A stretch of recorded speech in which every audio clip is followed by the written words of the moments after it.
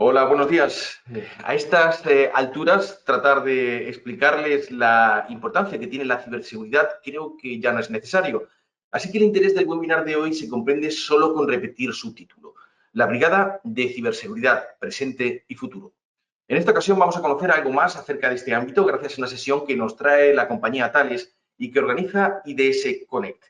Antes de presentarles a los expertos de esta empresa que nos van a acompañar hoy, les hago una breve reseña de los resultados del que desarrollamos el jueves 20 de mayo sobre el futuro de los vehículos submarinos de la Armada. Bueno, lo pueden ver ya en el gráfico que aparece en sus pantallas. La sesión fue seguida por cerca de 200 personas que vieron el webinar de principio a fin en directo y a las que hay que sumar otras más de 1.600 que ya lo han visionado posteriormente en el canal de Infodefensa Televisión en YouTube, donde sigue colgado a día de hoy.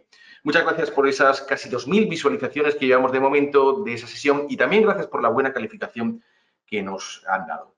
Hoy nos van a acompañar tres profesionales de Thales, expertos en el tema. En primer lugar, nos va a introducir en el tema de hoy el director de Ingeniería de Thales Programas, el ingeniero de Telecomunicaciones, Juan Manuel Castro Herranz. Castro Herranz lleva en este puesto desde 2014. Desde 2012 es además miembro del Grupo de Trabajo de Defensa y Seguridad del Colegio Oficial de Ingenieros de Telecomunicaciones. Ha sido, entre otros, director de Innovación, Ingeniería y Proyectos Corporativos de la empresa Amper y ha firmado distintas publicaciones especializadas, además de participar como ponente en distintos eventos, tanto de ámbito nacional como internacional, sobre estas materias.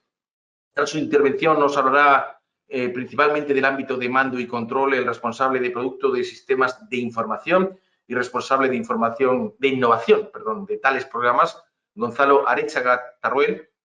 También es ingeniero de telecomunicaciones. Arechaga Tarruel ha participado activamente en distintos proyectos, tanto en España como en Suiza y en la región del Golfo Pérsico. Entre los programas en los que además desempeña tareas de coordinación se encuentran algunos de los más destacados de la empresa sobre comunicaciones urbanas, emergencias o sistemas antidrones. Arechaga acumula igualmente una importante experiencia de participación en foros y congresos sobre mando y control, comunicaciones y sensores. Y finalmente, el responsable de integración de sistemas de defensa y seguridad de Thales España, Luis Román Martínez, nos va a ilustrar en torno a sistemas de inteligencia, vigilancia y reconocimiento. Román Martínez es además ingeniero, es también, como los otros dos, ingeniero de telecomunicaciones y, bueno, antes de entrar a formar parte de la empresa para la que trabaja actualmente, desarrolló su carrera en compañías como Teletra España, donde acumuló experiencia como ingeniero de sistemas radio, y Alcatel España, en la que fue responsable de área de sistemas de acceso radio. Antes de darles paso a todos ellos, les recuerdo que, como acostumbramos, en la última parte de este webinario, nuestros ponentes responderán a algunas de las preguntas que pueden plantear a partir de ahora a través del apartado específico que contamos para ello y que se encuentra a la derecha de sus pantallas. En este punto, les recuerdo que es muy importante que la formulación de cada pregunta sea muy corta, sin preámbulo y directa. De este modo, podremos considerarlas y conseguir que la sesión sea fluida. Bueno, pues comenzamos ya con el primer bloque del webinario de hoy, en el que Juan Manuel Castro, director de Ingeniería de Thales Programas, que va a aparecer enseguida en sus pantallas, nos va a introducir en el tema de hoy. Don Juan Manuel Castro, en cuanto pueda, aparece al lado de mí, conecte vídeo, ahí está, y sonido. Bueno, pues don Juan Manuel Castro, buenos días. Hola, buenos días. Háblenos, por favor, de la necesidad y el contexto de lo que hemos denominado Brigada de Ciberseguridad. Cuando quiera. Muy bien, muchísimas gracias. Muchas gracias por la atención a todo el mundo. Nosotros en esta parte vamos a intentar básicamente describir en un primer momento cuál es la necesidad y el contexto para unas comunicaciones ciberseguras que afectan también a toda la parte de sistemas de mando y control. Bien, si atendemos a la necesidad, nos encontramos con una serie de elementos que tienen que ver primero con la creación de comunidades de interés. La creación de comunidades de interés se solapa, digamos, con lo que tiene que ver con la seguridad en cuanto a la necesidad de conocer. Es decir, no todo el mundo aunque tengan los mismos niveles de seguridad, va a acceder a la misma comunicación. Por otra parte, tenemos en el campo de batalla actualmente lo que se llama la IoBT, que corresponde a la Internet de las Cosas del campo de batalla, donde vamos a tener una serie de muchos sensores que interactúan entre ellos y que además es necesario fusionar la información que nos envían. Y que además necesitan, sobre todo, mucha conectividad. Por otra parte, tenemos la necesidad de vídeo e imágenes en tiempo real, que eso técnicamente se traduce en lo que se viene a llamar una baja latencia. También tenemos una necesidad de que las aplicaciones militares se vayan asemejando cada vez más a lo que son las aplicaciones civiles a las que todos estamos acostumbrados. Esto se llama se describe con el término en inglés Atawadak, que quiere decir en cualquier tiempo, en cualquier lugar, en cualquier dispositivo y para cualquier contenido. Por supuesto, hay dos temas fundamentales. El primero es el de la interoperabilidad. Es necesaria esta interoperabilidad tanto en el nivel nacional como en el nivel internacional. En el nivel nacional para todo lo que son operaciones conjuntas y en el nivel internacional en todas las operaciones combinadas. Y como último punto, la garantización o la garantía de poder suministrar todos estos servicios de una manera segura, que atiendan a los criterios de seguridad y a los requisitos y niveles de seguridad que se exigen. El reto es un poco que el usuario puede ir pasando desde un cuartel general a un cuartel desplegado y de este cuartel desplegado a un cuartel o a un puesto de mando móvil en el que en todo caso siga manteniendo esos mismos servicios que tenía y que se vaya moviendo a través de este ecosistema de puestos de mando de una manera que se le vayan proviendo, se le provean todos estos servicios sin necesidad de que él tenga que realizar operaciones y procedimientos relativamente difíciles de llevar a cabo, sino que se le facilite todo esto. Bien, la situación un poco y los requisitos vienen dados en que hay un punto que podríamos llamar el punto bisagra, que son los puestos de mando de una brigada, en la que se cambia de la posibilidad de, en los niveles inferiores, tener un nivel de seguridad de difusión limitada, en el caso nacional, y justo para los puestos de mando de brigada y superiores, en el ámbito nacional, el tener 3 dominios de seguridad. Que tienen que ver en el caso nacional con el reservado, difusión limitada y sin clasificar. Todo esto, además, se tiene que combinar con que normalmente en una operación combinada nos vamos a encontrar con una situación de también tener que manejar otra serie de dominios de seguridad que, si bien son equiparables en cuanto a sus niveles, no lo son en cuanto a la información que hay que manejar en uno y en otro, sobre todo cuando nos encontramos en un ámbito internacional. Si en el caso de España, que forma parte de la OTAN, el estándar de interoperabilidad que se ha tomado es el de el Federated Mission Networking, en el que se definen una serie de pasos y un calendario. Vamos un poco a explicar cuál es este calendario, en el que podemos ver que hay una serie de espirales que se llaman, en los que se va añadiendo cada vez más funcionalidad y cada vez más requisitos a esta posibilidad de comunicación. Como podemos ver, para cada espiral existen aproximadamente unos 2 años de especificación, unos 3 años de implementación y unos 2 años finales de uso operativo. Y todas estas espirales se van solapando. Desde el punto de vista de seguridad, vamos a hacer un pequeño análisis de qué supone cada una de estas espirales. Si nos vamos a la espiral 3, que es la que actualmente está en especificación y operación, se está tratando de poner en operación, tenemos lo que se llama la red de núcleo protegida para operaciones CIS, que tiene ahora mismo una funcionalidad inicial de gestión y ciberdefensa en esta parte de núcleo protegido. Para la siguiente espiral, para la espiral 4, se pretende mejorar la funcionalidad de intercambio de información y, sobre todo, el tener una interoperabilidad basada en el intercambio de activos, es decir, prácticamente llevándolo al terreno en el intercambio de radios. Y para la espiral 5 se pretende entrar en estándar IPv6, tener un cifrado de coalición, tener una forma de ondas de coalición y un servicio de comunicaciones tácticas terrestres. Pero aquí lo importante es que, como vemos, ya se hace hincapié en todo lo que tiene que ver con la seguridad utilizando un cifrado de coalición. Bien, podríamos decir, por tanto, que ahora mismo técnicamente nos encontramos con que el famoso acrónimo C4ISR, que corresponde a mando, control, comunicaciones, ordenadores, inteligencia, vigilancia y reconocimiento, le podremos sumar otras 4 Cs que tienen que ver con lo que se llama la ciberseguridad, la nube y el combate colaborativo. El combate colaborativo entendido tanto dentro de lo que puede ser la misma rama como en lo que tiene que ver con el combate colaborativo conjunto.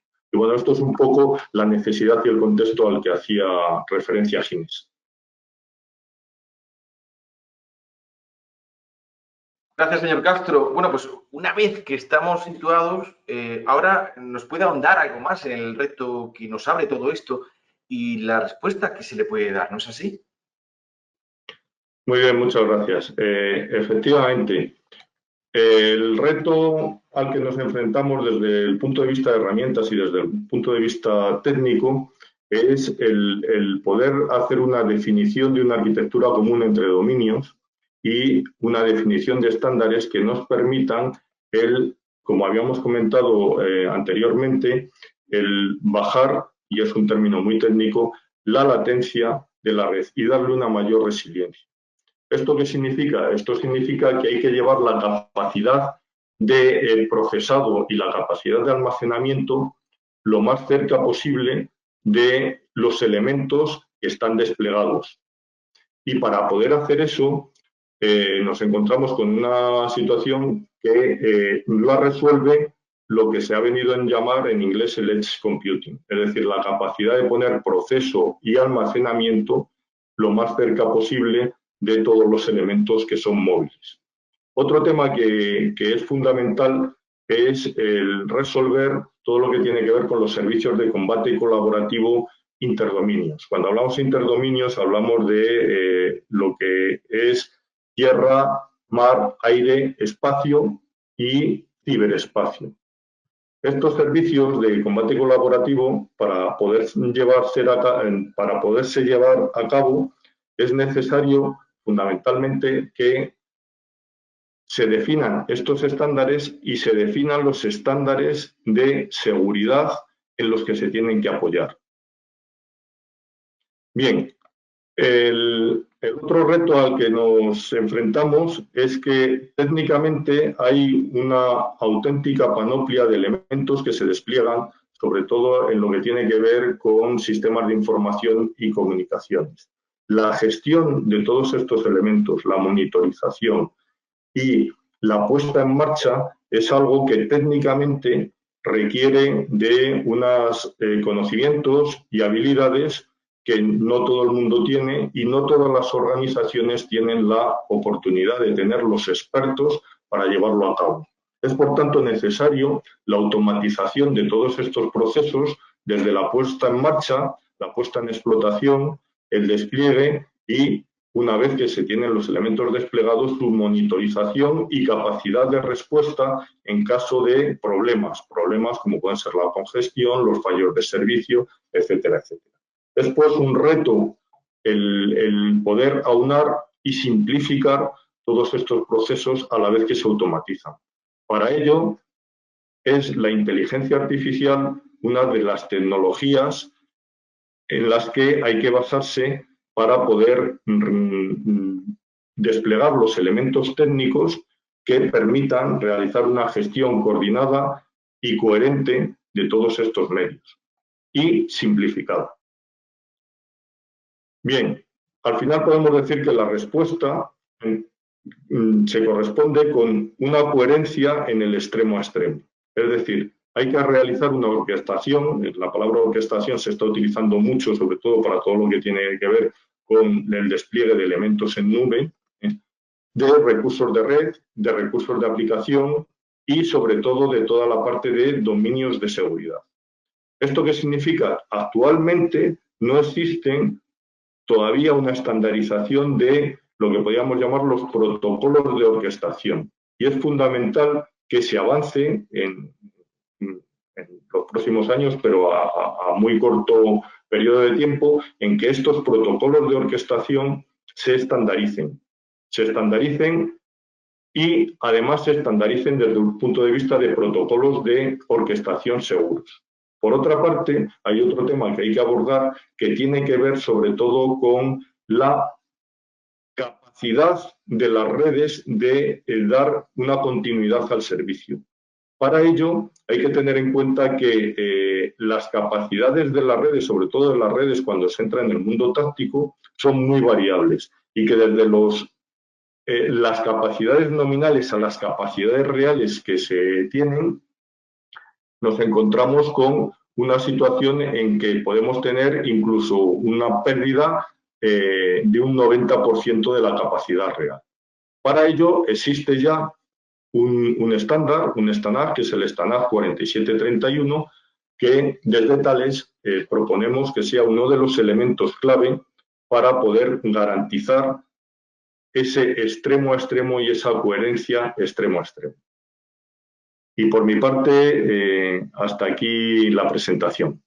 Muchas gracias. Muchas gracias, señor Castro. Vamos ahora a contar con el responsable de productos de sistemas de información y responsable de innovación de tales programas, Gonzalo Arechaga, que vamos a ver aparecer en un segundo junto a mí, ya lo tenemos aquí, y que nos va a profundizar en torno al ámbito del mando y control, ¿no es así? Buenos días. Buenos días, así es. Muchas gracias, Ginés. Muy buenos días a todos. Cuéntenos.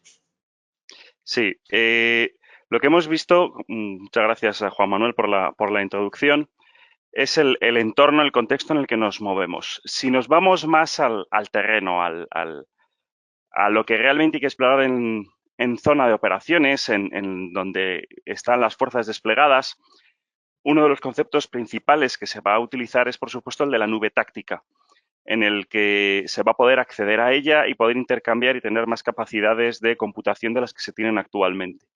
De forma más práctica, más concreta, podríamos tener conectados a esta nube táctica pues el cuartel general, un cuartel de fuerzas especiales o la base principal que esté desplegada en una zona de operaciones, por ejemplo, una misión internacional.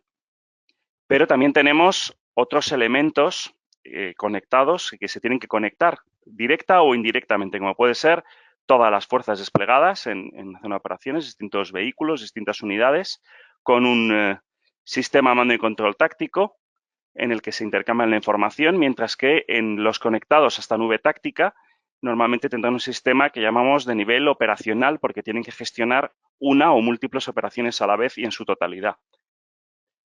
Estas fuerzas desplegadas con este sistema táctico deben poder hablarse, conectarse no solo entre sí, sino también con esa base en zona de operaciones para poder intercambiar información con todos los otros elementos, como el cuartel general, y a través de la nube táctica.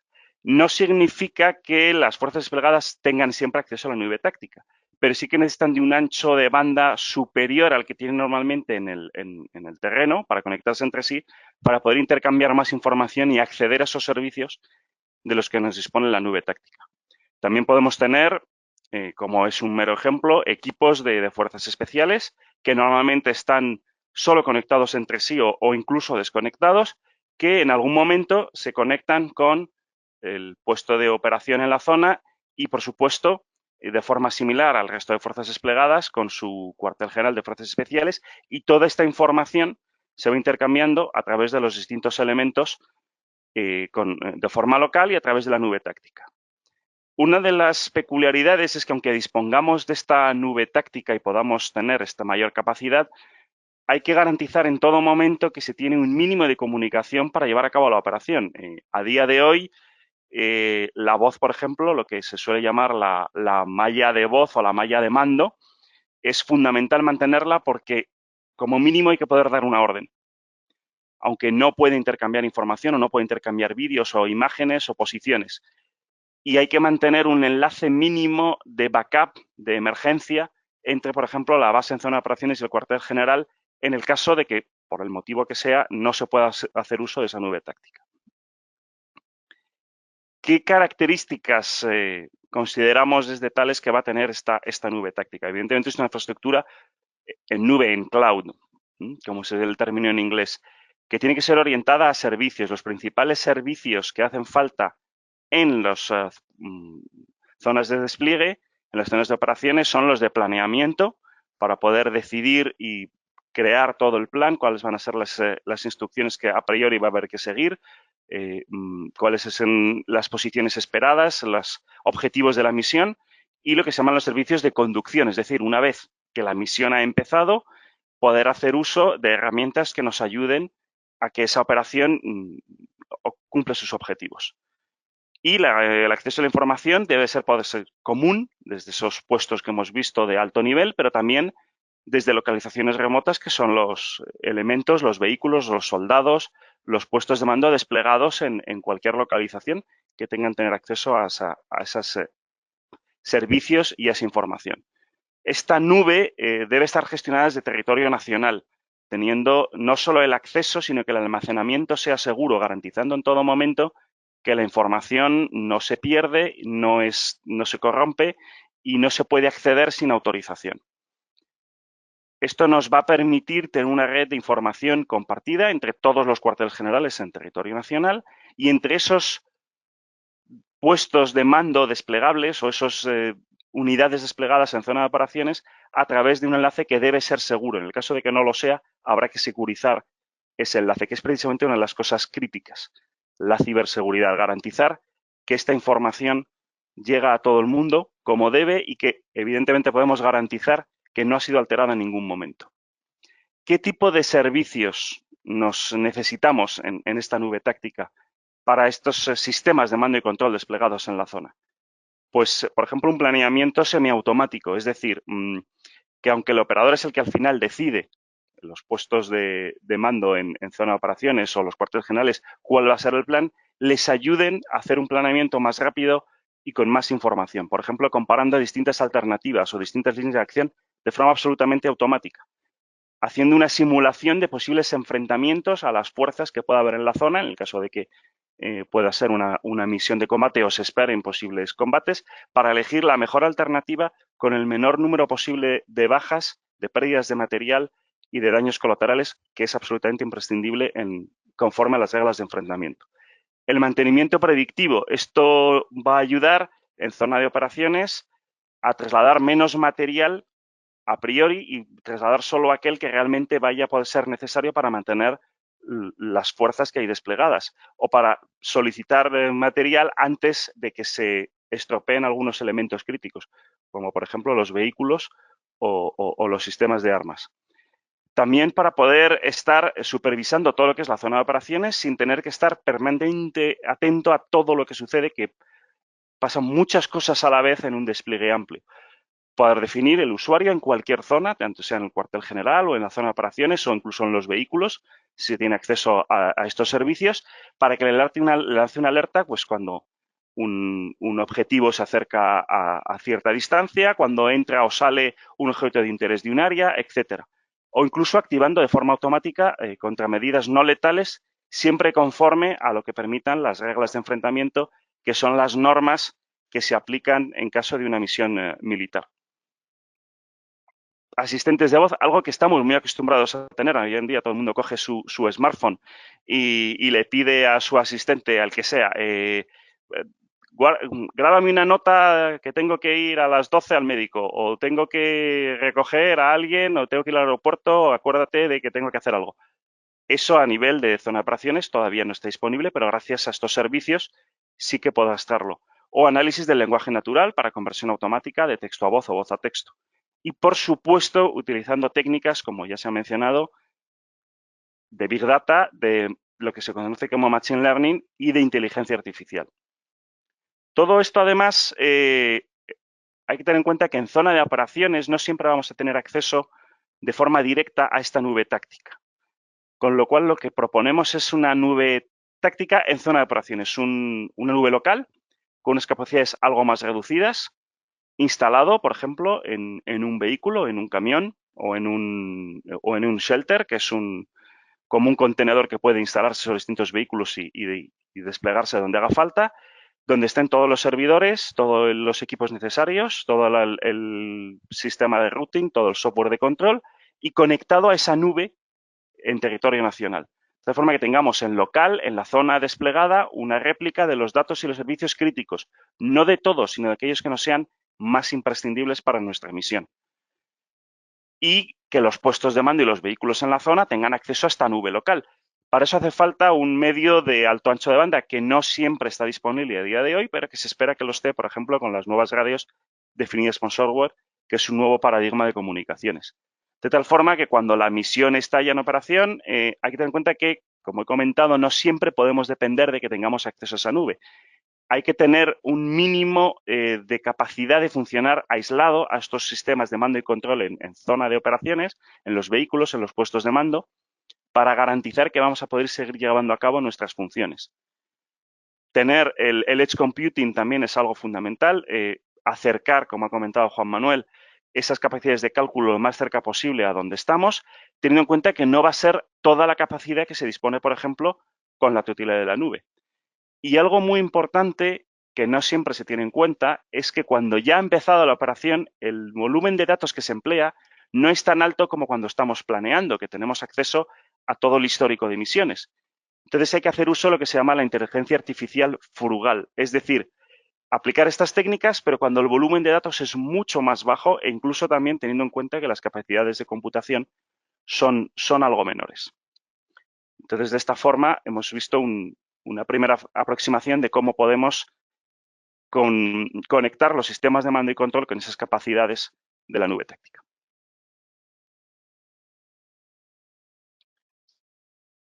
Muy bien, gracias, señor Arechaga. Se plantea ahora una duda relacionada con la necesidad de conectar esa nube táctica con sistemas de comunicaciones, etcétera, que no siempre quizá están preparados para conversar entre sí. ¿Cómo se soluciona algo así?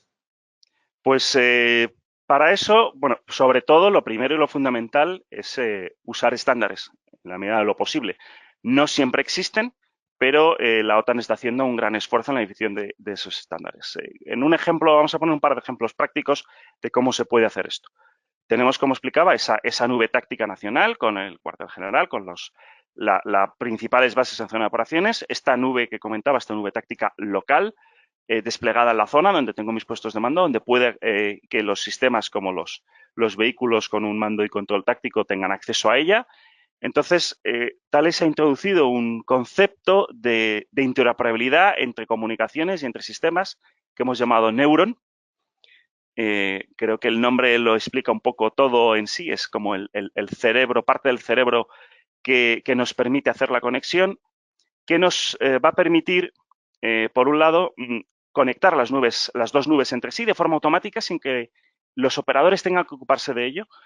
Si yo tengo más información en la nube táctica nacional que no puedo almacenar en la local, pues decidir qué información guardo en la local que sea la más importante y si hay alguna forma de enriquecer esa información cuando paso de la local a la nacional para que esté toda la información posible en el cuartel general y en las bases de operaciones. Además, nos va a permitir hacer esa interoperabilidad, esa conexión entre las dos nubes y los sistemas desplegados en zona de operaciones con medios como esta red definida por software de más capacidad.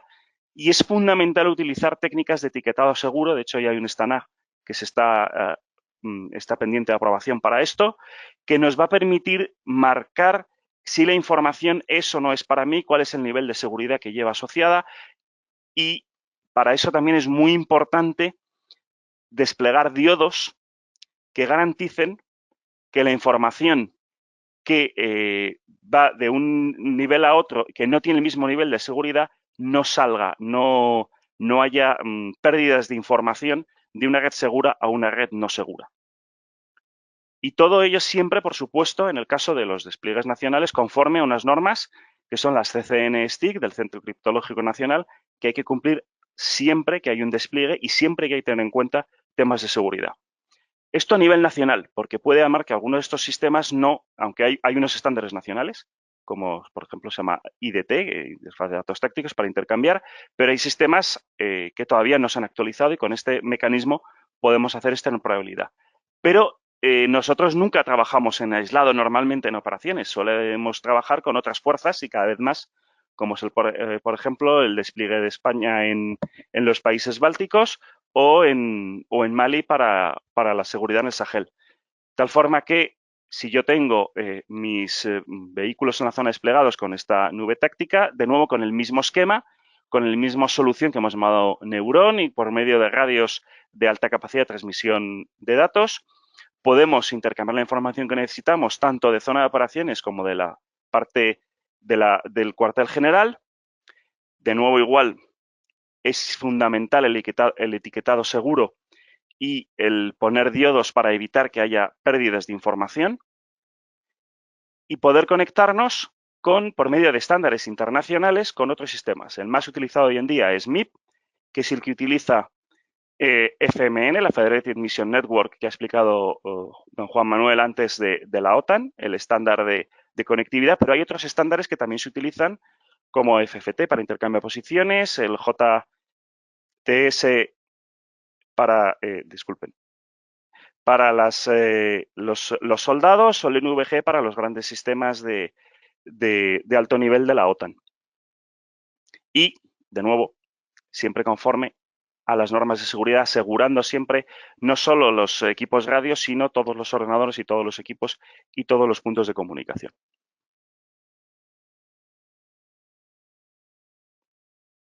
Y con esto, por mi parte, he terminado. Gracias, señor Arechaga.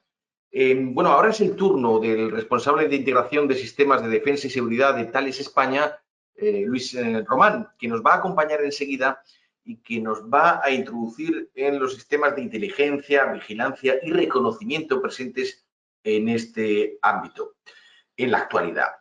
Bueno, pues cuando quiera. Buenos días, don Luis. Hola, buenos días. Muchas gracias, Ginés, por la oportunidad de presentar este tema tan interesante. Adelante, cuando quiera, cuéntenos. Vale. Pues bueno, vamos a empezar. Dentro de lo que es la Brigada Cibersegura, uno de los puntos más importantes son los sistemas ISR que se incluyen en ella, ¿no?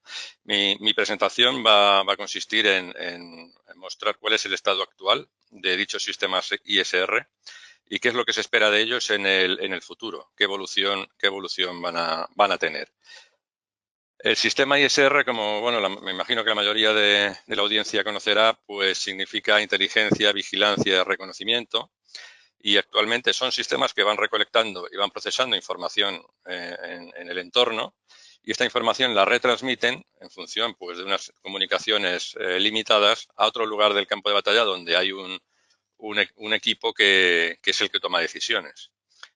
Los elementos clave de estos sistemas actualmente pues tienen que ser muy rápidos, es decir, cuanto antes se consiga recolectar y retransmitir la información, dispondremos de un tiempo extra que nos ayudará pues a mitigar las posibles amenazas. La tecnología es muy importante actualmente, la tecnología está en evolución constante y estos sensores pues cada vez presentan unas prestaciones más avanzadas. La incorporación de un nivel de inteligencia, una capa de inteligencia que ayude al operador a tomar decisiones, es decir, que no sea un simple volcado de información, sino que haya un procesado de la misma. La capacidad, como decíamos, el ancho de banda actualmente es un elemento clave porque limita mucho el uso de estos sistemas, de tal forma que su uso, digamos, sería a pleno rendimiento en modo local, es decir, al lado de los sensores, pero de forma remota en algunas circunstancias o en bastantes circunstancias, pues llega con un retraso, no llega completa, etcétera. Y luego, bueno, pues la interoperabilidad entre los sistemas actuales, pues es otro de los elementos clave, ¿no?, que tenemos.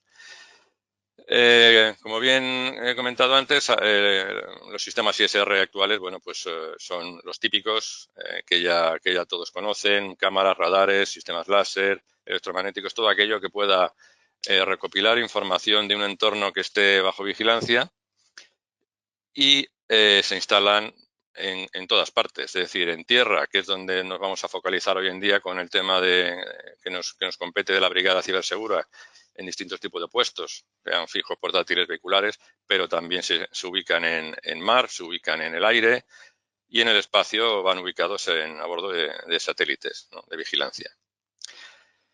El concepto operativo actual de un sistema ISR, un ejemplo normal de él es, bueno, en el centro de todo disponemos de un sistema de control de dichos sensores. En el caso de Thales, bueno, tenemos el que denominamos Horus.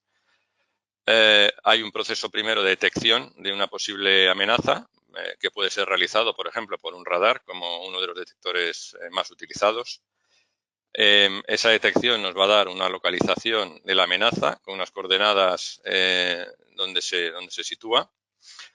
Posteriormente se procede a una clasificación de la amenaza. Esto ya se hace pues, a través de distintos algoritmos que nos van informando si esa amenaza pues se trata de personas, se trata de vehículos, se trata de aviones, de cualquier otro tipo de elemento. Y ya entraría, por ejemplo, un sistema electrónico ligado a esa localización que nos ha informado el radar para apuntar a la amenaza e intentar identificar la misma. Además, el sistema electrónico pues, normalmente está dotado de capacidades de seguimiento, con lo cual podemos ir observando, el operador puede ir observando la evolución de la amenaza. Como punto final del concepto operativo, pues estaría la evaluación de la amenaza que la realiza actualmente un operador y propone una actuación en función de la evaluación que ha realizado de la misma. Ya por repasar brevemente, para aplicaciones Ejército de Tierra actualmente, pues las estaciones sensoras ISR son de varios tipos, pero básicamente las tenemos de tipo fijo, que suelen ser instalaciones permanentes para proteger determinadas ubicaciones costeras, fronterizas, etcétera, y que suelen utilizar medios de comunicación a medida para intercomunicarse entre ellas y llevar las comunicaciones a un centro de control, bien por radioenlace, satélite, fibra, etcétera. Disponemos también igualmente de estaciones sensoras vehiculares en la que estos mismos sensores se pueden acoplar a cualquier tipo de vehículo, ya sea tanto civil como militar. Aquí habría dos modalidades, una que es la de vehículos modificados, es decir, se procede a instalar un centro de control dentro del vehículo y de acoplarle los mecanismos necesarios para instalar los sensores, normalmente sobre sistemas desplegables, como pueden ser mástiles, y que bueno, permitan su uso, en algunos casos, dependiendo de los sensores, en movimiento o su uso en estático. Finalmente, tenemos estaciones también desplegables. En este caso, no requerimos modificar vehículos, es bastante más sencillo. Y lo que hacemos es transportar en cajas sensores de tamaño más reducido y poder desplegarlos en campo en las zonas de interés en las que vayamos a hacer una vigilancia temporal, ¿vale? Actualmente Thales cuenta con un sistema que es el sistema Horus Smart Surveillance, que lo que hace es integrar todos los sensores o ciertos sensores disponibles, pero que tiene una capacidad de integración sencilla de cualquier otro tipo de sensor mediante un módulo llamado Horus Link, y nos permite igualmente realizar la operación local de ese tipo de estación sensora o bien realizarla conjuntamente con una operación remota en la que cubriríamos varios o bastantes estaciones sensoras. Hay que decir que lo que es el Horus realmente son una serie de herramientas de explotación de información captada por sensores que nosotros lo ubicamos, digamos, en una intersección entre lo que es un simple control de cada uno de los sensores individuales y también como una intersección dentro del mundo del mando y control. Es decir, el sistema lo que hace es integrar la información, la explota, digamos, simplificándola de cara al operador e integra todo eso en lo que es la cadena de mando y control, de cualquier mando y control que podamos tener. Además, pues bueno, tiene toda una serie de prestaciones avanzadas como uso de modelos digitales de terreno de cualquier tipo y manejar también las ortofotos. Podemos grabar, reproducir la misión, es algo muy interesante para hacer un debriefing posterior de qué es lo que ha ocurrido con todos los parámetros recibidos por los sensores y además añade una serie de capacidades adicionales en la que mediante el Horus pues, permitimos la interacción entre distintos tipos de sensores en función del tipo que estemos manejando. Por ejemplo, estamos utilizando cámaras y estamos utilizando radar, pues hacemos una adquisición de objetivos mediante radar y hacemos un seguimiento a esa misma traza mediante la cámara. Podemos también hacer un seguimiento mediante análisis de vídeo, etcétera. Igualmente, pues las posibilidades que tenemos por ejemplo, de definir zonas de protección, generar alarmas, etcétera, son muy avanzadas. También algo que comentaré posteriormente es un proyecto en el que estamos trabajando para digamos, ya de cara al futuro, dotar de ciertas capacidades de inteligencia artificial y procesado para, digamos, abrirnos paso a las nuevas necesidades que serán las que comentaré a continuación.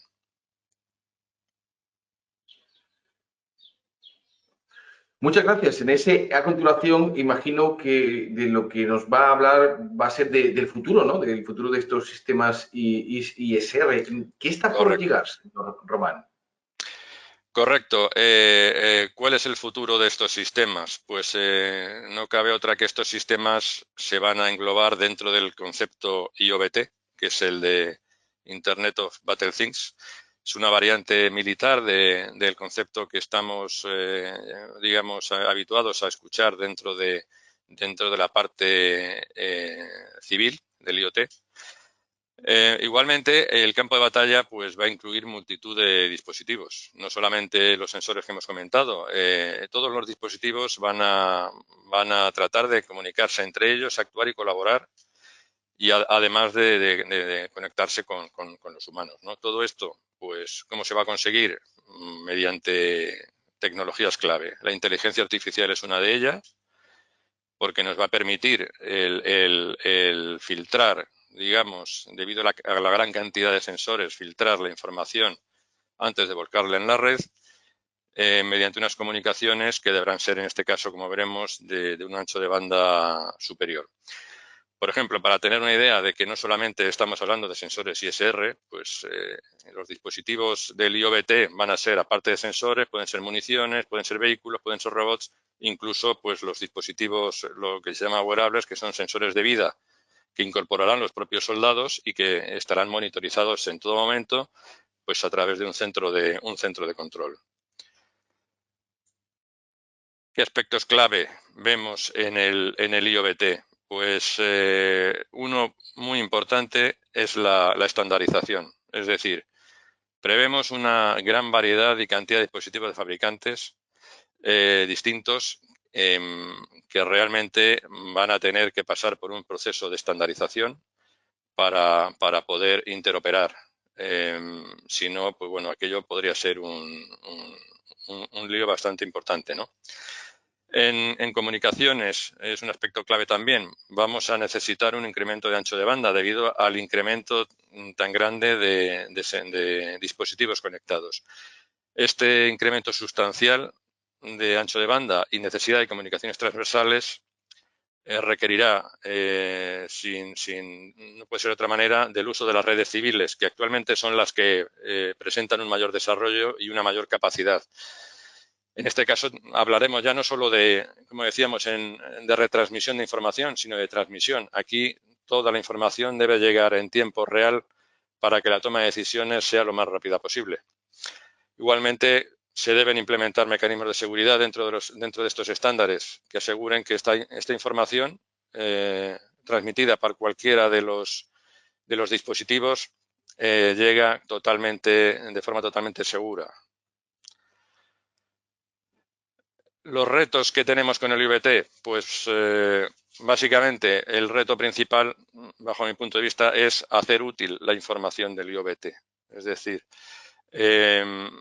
implementar, como hemos dicho, estos algoritmos de inteligencia artificial y machine learning sobre toda la información captada por los dispositivos, pero para conseguir un filtrado de la información, una interpretación y una fusión de datos que antes de volcarla en la red, que haga que el operador final maneje ya información contrastada que ayude a la toma de decisiones, o sea, información ya filtrada. Para hacer esto, pues lo más adecuado es utilizar dispositivos de computación Edge, como se ha comentado anteriormente, porque de lo contrario la información transmitida por miles de dispositivos hacia un centro de control, la información en bruto, por decirlo así, sería totalmente inabordable. Es decir, aquí necesitamos una computación en la propia ubicación del sensor, que estos algoritmos de inteligencia artificial se ejecuten en el propio sensor y realmente llegue ya la información de las detecciones o de las interpretaciones que el sistema haga de las amenazas que están llegando. En comunicaciones, pues como hemos comentado Gonzalo anteriormente, hay que implementar soluciones en la nube, pero siempre con un respaldo en local, es decir, que tengamos capacidad local para evitar problemas en caso de fallo de comunicaciones. Y luego el uso de las redes 5G, que son las que actualmente nos van a permitir interconectar un mayor número de sensores de forma simultánea, bien mediante burbujas desplegables en el campo de batalla o bien mediante el uso de redes civiles, permitan interconectar esta gran cantidad de dispositivos con una capacidad grande y con una baja latencia. También se necesitarán utilizar redes de transporte civiles, es decir, siempre respaldadas con redes dedicadas militares, pero siempre que sea posible el uso de redes civiles va a ser una necesidad para transmitir toda esta información. Los mecanismos de seguridad es algo muy importante, de seguridad de las comunicaciones y de la información. Actualmente contaremos con los mismos mecanismos que disponemos actualmente, pero en un medio-largo plazo podremos contar con mecanismos de cifrado cuántico que serán los que nos permitan mejorar este aspecto. Aquí, por ejemplo, se habla de que uno de los mecanismos de seguridad que se implantarán en el IoT simplemente será desconectar aquel dispositivo que se vea que está comprometido. Serán tantos con los que contemos en el campo de batalla que desconectar algunos de ellos no parece que suponga ningún peligro. Dentro de estos desarrollos que estamos haciendo en tales programas dentro del sistema Horus, un poco intentando adelantarnos a este futuro que hemos hablado, está el proyecto MINS. Este es un proyecto en el que queremos mejorar nuestro sistema de vigilancia para poder incorporar en la detección e identificación de personas procesamiento biométrico igual como inteligencia artificial. Esto presenta un uso innovador, que es sobre todo el tratamiento de inteligencia artificial y machine learning sobre imágenes térmicas, no sobre imágenes de cámara diurna, que es lo que actualmente se está llevando a cabo. Y también utilizaremos dispositivos tipo Edge en los sensores para procesar estos algoritmos. Aquí estamos hablando de utilizar dos tipos de sensores. Uno sería un sensor optrónico fijo, denominado GECO, que dispone de tales programas con cámara térmica, cámara de día, pero también estos dispositivos Edge, que pueden llegar a ser del tamaño de un pendrive con capacidad de computación suficiente, instalarlos en un dron para realizar este tipo de misiones de vigilancia dotadas con esta inteligencia artificial. Las comunicaciones 5G las implementaremos en ambos, tanto en el dron como en la estación fija. En un futuro, nuestra idea es ampliar los algoritmos, no solamente para detección de humanos, sino para detección de cualquier tipo de posibles amenazas, sean vehículos, sean barcos, sean aviones, lo cual dotará al sistema de unas capacidades mucho más avanzadas. Ya resumiendo un poco las pruebas que hemos realizado en este proyecto MINS en tales programas, un poco para dar idea en lo que va a consistir. Bueno, inicialmente tenemos un optrónico apuntando a un área de interés. Posteriormente, mediante el sistema Horus, lo que hacemos es preparar la misión, obtener la visión de ambas cámaras, en este caso cámara diurna, cámara térmica. Podemos activar el módulo biométrico. Es un módulo biométrico propiedad de Thales igualmente, en el que mediante cámara de día somos capaces de identificar personas, tanto en listas negras como en listas blancas. Nos dotará además de capacidad de inteligencia artificial sobre personas, en la que tendremos un conteo de personas en el campo de observación, tanto con cámara térmica como con cámara de día. Esto último es muy interesante porque ayudará al sistema a tener un registro, una serie de estadísticas de personas detectadas en determinadas horas del día, determinados días de la semana, meses, etcétera, que al final, mediante un análisis posterior, permitirá detectar cualquier anomalía que ocurra y poder hacer frente a cualquier amenaza en ese caso. Y con esto es todo por mi parte. Voy a dejar de compartir la pantalla y espero que se aguante no se vaya, quédese. Quédese un poquito porque ahora, de hecho, vamos a invitar a Juan Manuel Castro y Gonzalo Arechaga que vuelvan a unirse porque comienza el turno de preguntas y respuestas. Bueno, desde luego es impresionante el campo que se abre aquí y los desarrollos que podemos tener. Llama muchísimo la atención. Gonzalo, ya le veo ahí. Para usted va a ir la primera pregunta que le hace Sebastián Arroyo y que creo que es algo bastante especializado. Yo no lo llego a entender, pero seguro que tú sí. Dice que los equipos de nube local son los de tipo hiperconvergentes, estilo Nutanix. Con definición concreta última no la he oído. Pueden ser hiperconvergentes, no tiene por qué. Vamos a ver. Estamos pensando con la nube táctica en que vamos a utilizar exactamente el mismo hardware que se está utilizando para la nube comercial, por así decirlo. Pero es que esta quiere despegarse en zona de operaciones, el consumo es algo también crítico, porque cuando estamos en medio de la nada, por así decirlo, esto yo no lo puedo enchufar a un edificio a veces y alimentarlo. Esto a lo mejor lo tengo que alimentar en medio del desierto, porque es donde lo necesito. Entonces, es muy probable que tengamos que irnos a medio plazo a equipos que todavía no existen, a servidores de menor consumo,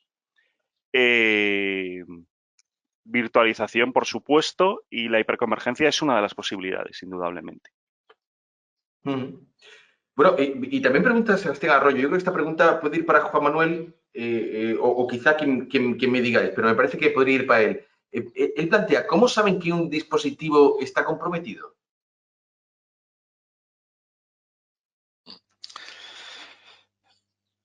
Pues el dispositivo está comprometido pues por el análisis que se hace de la información que llega a través de él. Es decir, igual que estamos hablando de implementar inteligencia artificial sobre imágenes para identificar distintos tipos de objetivos, también estos algoritmos de inteligencia artificial que se están desarrollando hacen una interpretación de la información recibida por los sensores y son capaces de detectar anomalías o comportamientos extraños en la información que se recibe de los mismos, haciendo dudar del posible compromiso en el que se ha llegado en alguno de ellos.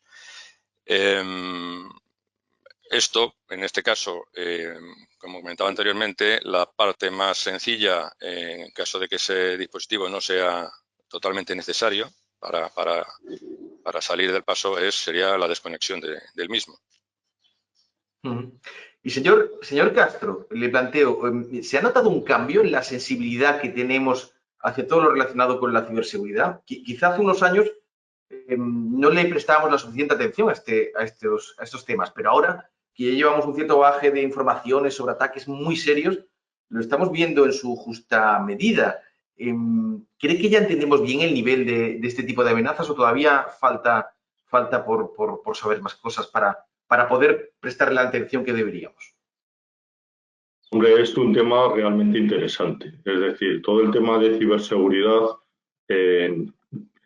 nosotros entendemos que hay que plantearlo a día de hoy desde la escuela.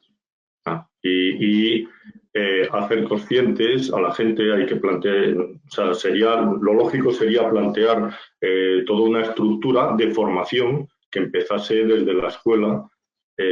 Hoy día cualquier niño está conectado desde el principio y al igual que se le enseña que no hable con desconocidos, hay que enseñarle un poco qué es cómo se tiene que mover en el ciberespacio. Eso parece que es evidente para mucha gente, pero no lo es. Es decir, nosotros habitualmente tenemos comprometidos todos nuestros datos. Nuestro banco se dice que sabe cuándo nos vamos a divorciar antes que nosotros. Y es porque al final la compartición de los datos es algo que no somos conscientes, pero que están ahí. Estamos perfectamente identificados, clasificados y puestos desde nuestro perfil de uso de nuestro teléfono móvil hasta lo que estamos viendo por televisión desde la fibra óptica. Y se puede llegar al nivel individual. Es decir, ahora mismo muchos fiamos en el hecho de que esto es algo que, bueno, a por mí no van a ir, pero el día que vayan lo tienen todo. Claro. ¿Esto qué impacto tiene en el ámbito militar? Pues tiene un impacto realmente importante. ¿Por qué? Porque al final, por muchos mecanismos de seguridad que se pongan, por mucho que se cifre la situación, la vulnerabilidad, y en seguridad se suele hablar de vulnerabilidades, la vulnerabilidad siempre está en el usuario.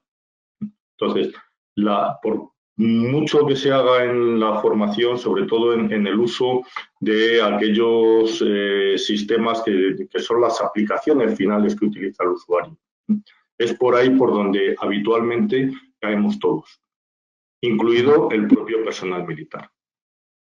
Es una cuestión de formación. Sí, Gonzalo, nos pregunta para usted Benjamín Carrasco acerca de la nube táctica para zona de operaciones de Thales. Él pregunta si ha sido presentada al Ejército Español y si se ha realizado alguna demostración ya. Y por otra parte, si algún otro país ya la ha adquirido esta solución. Thales lleva varios años trabajando en la nube táctica. Hemos presentado nuestro proyecto. Mucho más no podemos decir, porque la información es confidencial. ¿Hasta qué punto? Lo que sí puedo decir es que Thales ha firmado un contrato con la OTAN, es público, para el desarrollo de la nube táctica. Igual que un país de Oceanía, que todo el mundo puede comprender quién es, que no sé si es totalmente público el nombre, quiero recordar que sí. Entonces, son desarrollos en curso y algunos se espera que el despliegue sea más o menos a corto plazo, corto o medio plazo. Bueno, nos pregunta Luis Pérez Gil sobre las capacidades frente a las interferencias electrónicas en la zona de operaciones. ¿Quién podría hablarnos de esto? Luis. Sí. Bueno, las capacidades frente a realmente ahora mismo ahí lo que tenemos que hacer es confiar en la tecnología y en la evolución tecnológica para intentar adelantar nuestras capacidades a las del enemigo, ¿no? En ese caso, bueno, yo puedo decir que Thales cuenta con un portfolio de sistemas guerra electrónica que pueden abordar y que en el futuro seguirán evolucionando para mitigar en la medida de lo posible aquellos sistemas de interferencia que intenten pues comprometer también la información transmitida o generada, digamos, en los sistemas desplegados, ¿no? Digamos que aquí de momento no hay nada nuevo más que la evolución tecnológica que se espera que continúe en los próximos años. Y bueno, una más, rapidita, que apunta Alfonso Clavijo, quizá Gonzalo o Juan Manuel, quien queráis puede responder. ¿Han desarrollado hardware de bajo consumo para operaciones en zonas selváticas o que operen con celdas solares? Sí, este es uno de los temas, sobre todo el tema de energía, es algo que es fundamental en sistemas que tienen que ser sistemas móviles. La posibilidad de recarga de baterías tales está bastante implicado en todo lo que tiene que ver con la parte de suministro de energía para elementos electrónicos. Eso es algo que elementos electrónicos, tanto sean sensores como sean sistemas de comunicaciones o sistemas que den soporte de ordenadores, que den soporte a todo ello. Hay una iniciativa ahora actualmente dentro del Fondo Europeo de Defensa. Hay una acción que se espera que salga este mismo año, basada en todo esto, en el que Thales pues, está tratando de formar parte y estamos trabajando en la elaboración de un consorcio para ir a ello. Uno de los temas fundamentales es la posibilidad de poder cargar baterías, bueno, aparte de las nuevas tecnologías de hidrógeno, etcétera, etcétera, de poder cargar baterías con agua sucia. Es uno de los temas realmente importantes, sobre todo para temas de poder dar energía en zonas selváticas donde se puede encontrar esto habitualmente y que se pueden hacer recargas basadas en agua sucia. Es uno de los temas que son candentes. El otro tema de energía importante es la energía sobre todo para vehículos, tanto para vehículos no guiados, UGVs en el caso de tierra, como para vehículos de tipo dron, etcétera, etcétera. Todo el tema de energía compacta, pequeña y de larga duración es algo que preocupa. Y bueno, si pueden hacerlo de forma telemática, Román, me apuntan acerca del proyecto MINS y su aplicación en la protección de fronteras. ¿Qué nos puede contar acerca de esto? Muy rápido, porque nos vamos ya. Bueno, sí, como decía anteriormente, la idea que tenemos ahí es hacer una detección temprana de tanto recuento de personas, vehículos que se pueden encontrar al otro lado, hacer la idea, el servicio que puede tener aquí es detectar comportamientos anómalos al otro lado de la frontera que puedan hacer pensar al sistema que puede haber, por ejemplo, un intento de asalto en el caso de una valla, por ejemplo, que puede ser Ceuta Melilla, o un intento de penetrar la frontera de cualquier otra forma. Bueno, pues aquí lo dejamos. Ha resultado una sesión muy aleccionadora sobre un ámbito, el de la Brigada Cibersegura, tan novedoso como importante en nuestra defensa, sobre todo en la del futuro. Bueno, pues muchas gracias, Juan Manuel Castro Herranz, director de Ingeniería de Tales Programas. Ha sido un placer contar con sus intervenciones. Buenos días. Bueno, quiero agradecer también sus... Y muchas gracias a los asistentes por su atención. Muchas gracias, Juan Manuel. Quiero agradecer también sus interesantes aportaciones a Gonzalo Arechaga Tarruel, responsable de Producto de Sistemas de Información y responsable de Innovación de Tales Programas. Buenos días, Gonzalo. Muchas gracias por brindarnos esta oportunidad y, por supuesto, a todos los que nos han atendido. Y finalmente, por supuesto, gracias además a Luis Román Martínez, responsable de Integración de Sistemas de Defensa y Seguridad de Thales España. Sus explicaciones, desde luego, nos han permitido conocer algunos puntos claves sobre estos sistemas. Buenos días también. Buenos días y muchas gracias a todos. Bueno, con esto ya hemos terminado.